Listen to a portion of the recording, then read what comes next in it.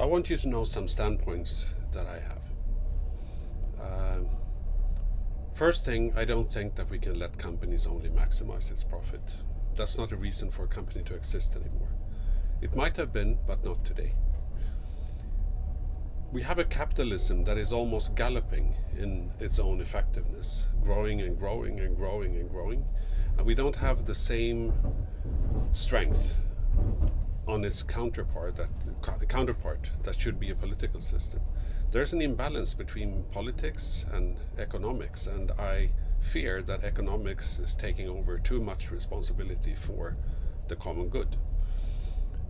The driving institution in economics is the corporation, and the corporation is not made, it's not constitutionalized for any other reason than maximizing profit or value for its shareholders.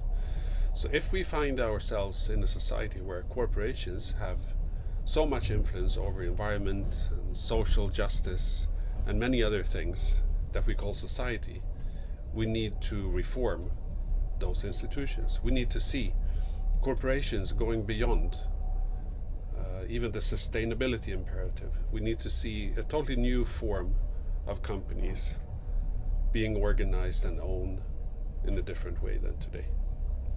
Companies were created 200 years ago in a society where they could focus on maximizing profit, while politicians sort of took care of the wealth and created a society for it, from the wealth. I'm not so sure that was ever a very good idea, but I'm not the only one that was hesitating if that would work in the long run. Actually, the founding father of capitalism, Mr. Adam Smith, he wrote a book, The Wealth of Nations, in 1750 something.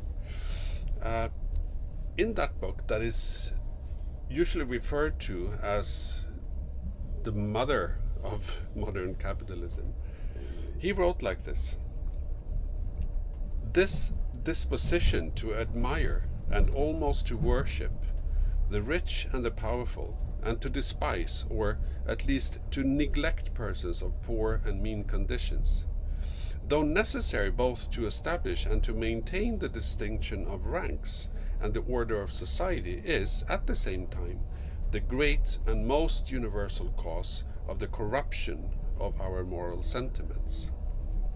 This was written 1756 by the founding father of capitalism.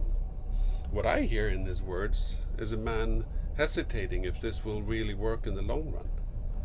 Because only admiring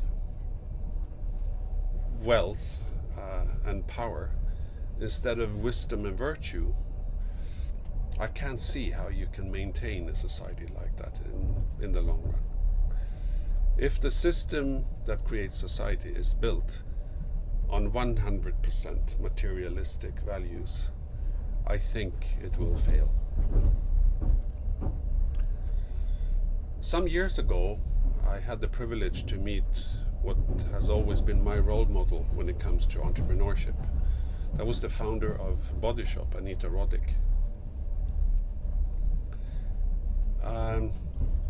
Anita founded her company because she wanted to prove that also women could do things in society, that also women could drive or run companies, and she was extremely successful. She got used to taking at least 25% of her profits, giving it back to society. She was doing kindergartens in Romania, for example, and she was using her company to create much more for herself than wealth, and for others, of course. When I met her 2 years before that, she had taken Body Shop to the stock market.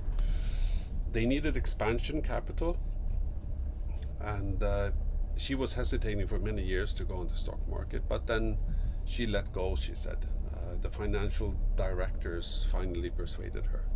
And when I met her, she was extremely sad because she felt that her company was totally destroyed. She didn't recognize her company anymore, and she couldn't do those things that she was used to do because she wasn't allowed to. Now she was on the stock market, and those rules are set to protect the shareholders. She was accused of stealing money from the company when she wanted to invest in social projects in Romania. And she was very, very sad.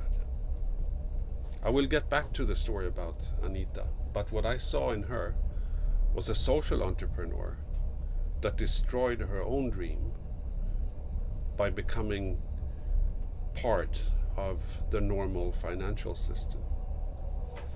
That made me think very much of the need. All these things made me think about the need we have for a different kind of companies where you can combine driving forces that comes from the ideological side and the commercial side into the same organization, where you can do good but also make money at the same time without losing your ideals or without losing competitiveness.